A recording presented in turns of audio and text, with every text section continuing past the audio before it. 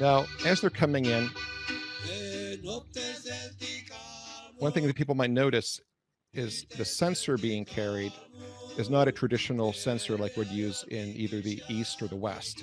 It's not on a chain, it's not being swung. It's like almost like a bowl type censer that has the incense burning upward. Mm-hmm. But there's the bishop, and there are the participants.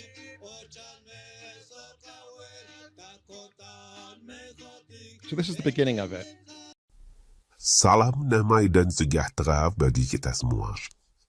Dikasteri ibadat ilahi di Vatikan pada tanggal 8 November dengan persetujuan Paus resmi mengakui Misa Katolik dengan ritus Maya. Liturgi ini dirancang untuk mengakomodasi elemen budaya Maya dalam perayaan Ekaristi, khususnya di wilayah seperti Chiapas, Meksiko, yang memiliki populasi masyarakat adat Maya cukup besar. Banyak hal menarik yang dapat kita bahas dari perkembangan terbaru ini. Oleh karenanya, kita akan membagi pembahasannya menjadi beberapa bagian. Pada bagian ini kita akan membahas dampak ritus baru ini pada gereja konsili. Ada beberapa elemen ritual yang baru pada ritus ini.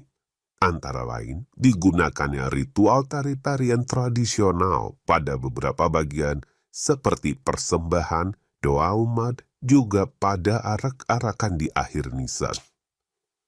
Mengikuti tradisi Maya, upacara pengasapan dupa pada altar, kitab suci, dan juga umat diserahkan pada perempuan. Selanjutnya yang juga cukup menonjol adalah pemberian peran yang lebih besar bagi awam untuk memimpin beberapa bagian misa.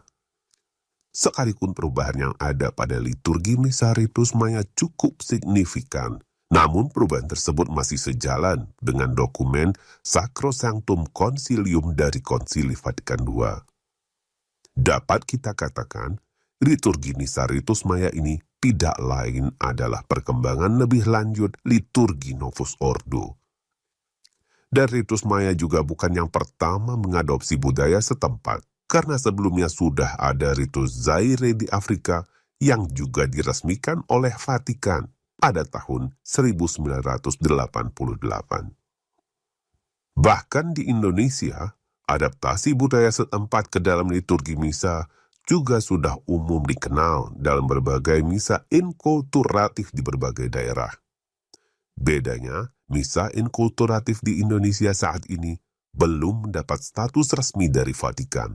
Itu saja. Bukan tidak mungkin suatu saat Vatikan akan meresmikan juga liturgi-liturgi misa inkulturatif di Indonesia, sehingga kelak kita akan mengenal ada misa liturgi ritus Mataraman, ritus Pajajaran, ritus Karo, ritus Dayat, ritus Flores, ritus Bali, ritus Toraja, ritus Kejawen, ritus Kuda Lumping, ritus Koplo, dan lain-lain. Itulah masa depan misa Novus Ordo hasil dari Konsili Vatikan II. Lalu apa dampak kehadiran ritus baru ini bagi gereja? Bagi kaum tradisionalis yang mengikuti ritus misa Latin tradisional, tentu hal ini tidak berpengaruh apa-apa. Apapun yang terjadi pada misa Novus Ordo, kaum tradisionalis tetap mengikuti misa Latin yang sama. Tetapi bagi para pengikut ritus Novus Ordo, penama ritus ini akan menyadarkan mereka bahwa misa Novus Ordo ternyata masih akan terus berevolusi entah sampai kapan. Lex orandi, lex credendi. Bagaimana kita berdoa menentukan iman kita, maka perubahan terus-menerus yang akan terjadi pada misa Novus Ordo juga menunjukkan bahwa iman Katolik ala Konsili Vatikan II juga masih akan berevolusi entah sampai kapan. Memang, misa Latin sendiri juga mengalami proses perkembangan sejak zaman bapak-bapak gereja. Namun semua perubahan yang terjadi bersifat organik dan tidak mengubah teologi yang mendasari liturgi misa. Perubahan yang organik seperti ini tidak berdampak apa-apa pada perubahan umat. Ini berbeda dengan misa Novus Ordo yang memang sengaja melakukan perubahan teologi liturgi misa demi memenuhi tuntutan agenda ekumenisme dan pembaharuan Konsili Vatikan II. Perubahan semacam itu jelas ikut mengubah iman Katolik, bahkan termasuk mengubah eklesiologi Gereja Katolik.